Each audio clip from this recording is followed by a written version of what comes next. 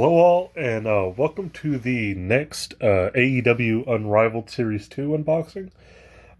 First one was Lucha Bros, second one was Dustin Rhodes and Hangman Page, and now we're getting into the last two in the set. And they are Jon Moxley and MJF, Maxwell Jacob Friedman, in case y'all don't know. Yeah, excited to open these. In all reality, I've never been a big Moxley / Dean Ambrose fan. Never really dug his kind of style. I mean, he's a great worker, just never really hit it for me. I'm a huge fan of MJF though. I like his commitment to the character. The staying in character stuff. I watched him a lot in MLW before he was in AEW. So awesome. Excited for this one. I think I said the Kenny Omega was my most anticipated figure, then the Hangman Page, then probably this one, the MJF.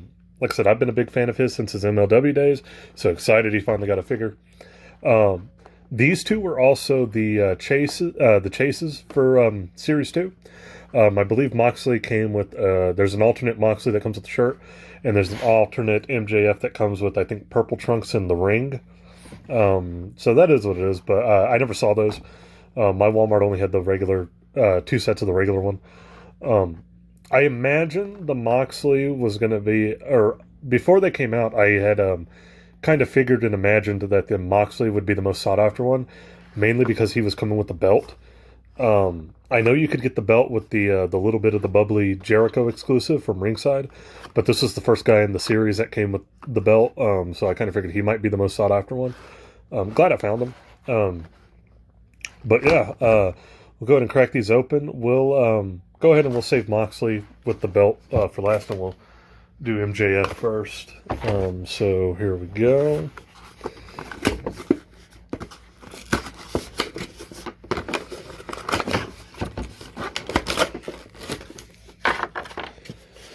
Leave that there for likeness comparison.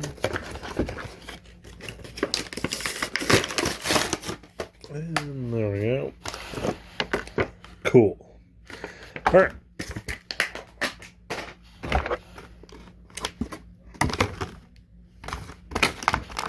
I believe MJF is the first one in the series to come with a microphone, right? No, I think the Jericho exclusive comes with a microphone, but he's the first regular series one to come with a microphone, I think.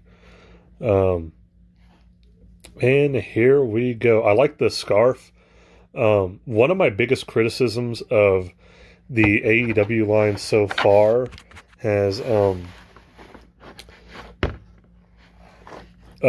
been the hard plastic goods. Hangman Page's vest, Kenny Omega's jacket, Jericho's jacket. I think the Moxley vest or jacket thing is going to be the same way.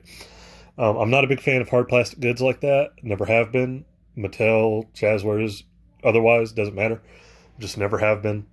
So I'm really happy he came with like a cloth scarf thing. That's way better than this being some hard plastic piece. So he's got that going. If you don't know, his gimmick is that he's basically just a rich, spoiled guy. Kind of like a big, rich, spoiled man-child type of thing. But he's really good at the character. Like I said, I love his commitment to the character and that he stays in character all the time, even outside of wrestling and stuff. He does have his microphone here, which will come out pretty easily. There it is. See if we can get that to focus. AEW microphone. Scarf off. He's got his tattoo there.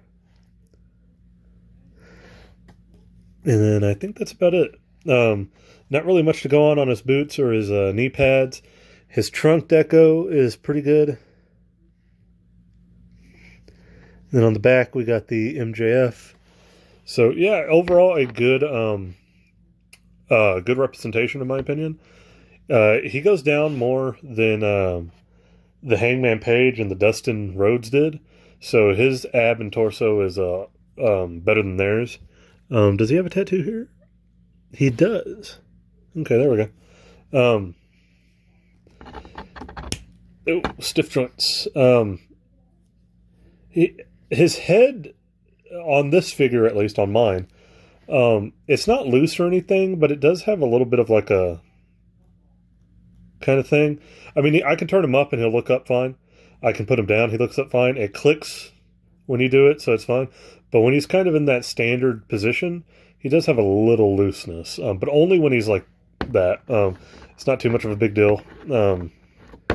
Again, stands well. I like that the AEW figures can stand on their own with no issues. Awesome. Love it. They're good and weighty in that way. But yeah, there's the MJF. I like it. Like I said, I'm a huge MJF fan. Let's see if we can get a likeness here. Yeah, pretty good. Their likenesses are great. Like I said, when these first kind of got shown, I was a little iffy on the likenesses. And then they improved over time. Awesome. I appreciate that. So there's the MJF. We'll go ahead and take a look at the Moxley with the belt. Funny enough, when these came out, like I think right before that, MJF and Moxley had a title match. So perfect timing. Or damn near perfect timing, at least.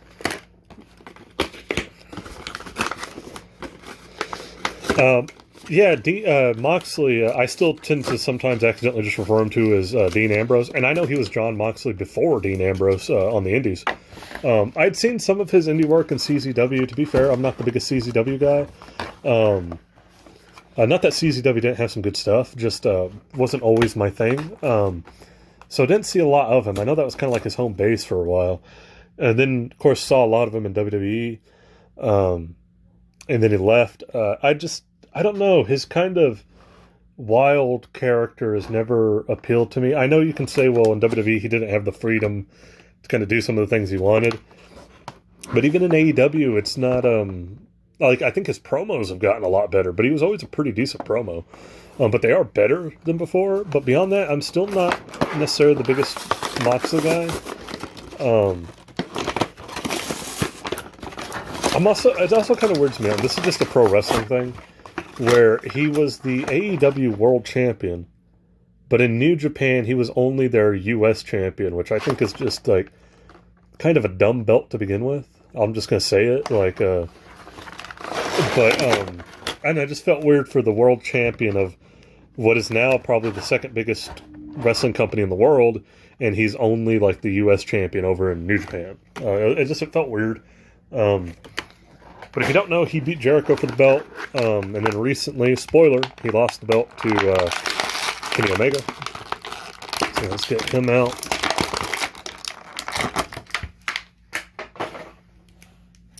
Never owned an Elite Ambrose. That's why I picked this one up. Two reasons. One, he was coming with the belt. It kind of reminds me of the old Jax days, whenever like they would make a new belt, and you were always looking for the figure with the belt because you wanted all the belts. Yeah, I mean, he's got a good likeness. He's kind of got that messed up hairline going there. I like the pants on him, like the camo kind of cargo pants, and the boots. They look good. The camo is really nice. A lot of times on figures, especially if you remember the old Jack's Edge toys that had camo. Camo. It really wasn't good, but this one's really good. This one looks great. Yeah, I like it. It's got the kind of gold lining in it, the gold accents. As far as he goes, he's got his tattoo right there on his arm. So that focuses. It's a pretty good likeness. Yeah. Back of the jacket, there we go, Mox. But I think the piece everybody kind of wanted out of this, yes, I'm sure there's a lot of Moxley fans who really wanted the Moxley, but I was most interested in this belt. A couple things. I like the AEW belt a lot. It's not my favorite belt design or anything, but I do like it a lot. I'm holding it upside down, actually. Like, my light is shining and I couldn't see it. I like the AEW belt a lot. I do have one kind of issue with it. I wish the centerpiece wasn't as narrow. I wish it was a little bit more rounded out. Beyond that, though, I think it is a great looking belt. I mean, it's a really big, like hefty looking belt, like kind of like a championship should be. So I like it. I like it as a design. My only thing is, I wish the centerpiece wasn't quite as skinny. At least when you see it in like on TV in real life, like it looks kind of skinny to me. But I like this. I like this accessory piece. It's just like the Mattel ones. It's got the four little pegs in the back, and then depending on how small the figure is, you can kind of set it to any one of those. So that's cool. I like that. And we have Moxley himself. So yeah, overall cool. Me not being the biggest John Moxley / Dean Ambrose fan in the world, it's still a great figure. I mean, it's got a great likeness. Everything's there. Hard plastic jacket again. I will always complain. I'm just not a big fan of them. So that'll probably stay on. And then, he comes with the belt, which is great.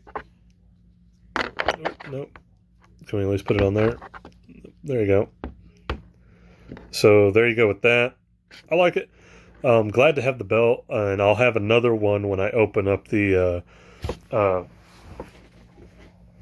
this guy right here, the little bit of the bubbly Jericho exclusive. I have two of those. I'm going to keep one mint in box and open the other one. But yeah, glad to have it. This kind of rounds out the set. Okay, another thing here. I just noticed this. Was MJF that much shorter than him? I don't remember him being that much shorter than him. Maybe he was. Maybe I'm not noticing it. If he wasn't, then they made him and Dustin Rhodes way too tall. So maybe that's just a quality control thing with the scaling. Some guys just ended up being a little bit too big. Because it looks like it's a really big discrepancy. Maybe I'm wrong, but so there we go. Oh, the belt keeps falling off. Can we put it in his hand?